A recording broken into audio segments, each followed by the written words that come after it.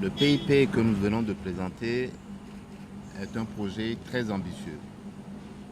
Il traduit aussi la vision que nous avons arrêtée dans le programme d'action de gouvernement il y a quelques jours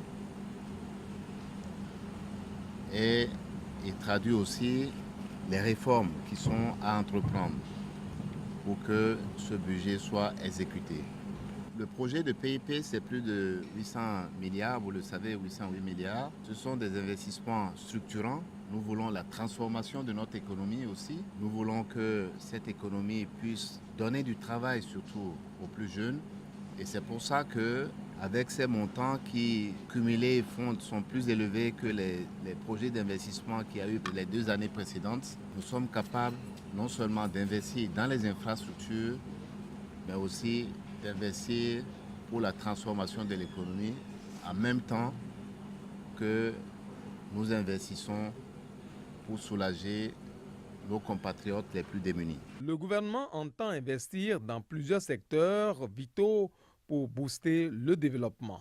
Ce budget, qui est de plus de 808 milliards, est financé pour près de 3/4 par des ressources internes et pour près d'un quart par nos partenaires.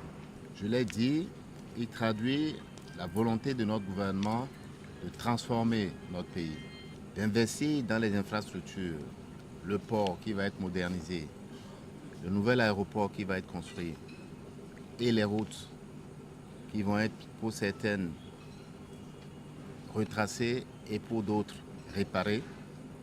Mais nous allons investir aussi dans des secteurs clés de transformation que sont l'agriculture, le tourisme, l'économie numérique, mais aussi l'économie du savoir. Le gouvernement a l'ambition d'agir sur le travail de la jeunesse et surtout l'agriculture afin de ramener le taux de croissance à 7% avec la création d'au moins 500 000 emplois. Nous allons investir dans l'agriculture plus de 10% de notre budget d'investissement total.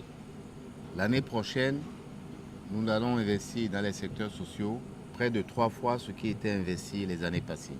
Donc nous avons l'une des politiques sociales les plus agressives. Mais ce qui est le plus social, c'est de donner du travail aux jeunes. Les audiences publiques en commission se poursuivent et chaque département ministériel passe devant la commission budgétaire pour exposer les grands axes de son projet de budget pour le compte de l'année 2017.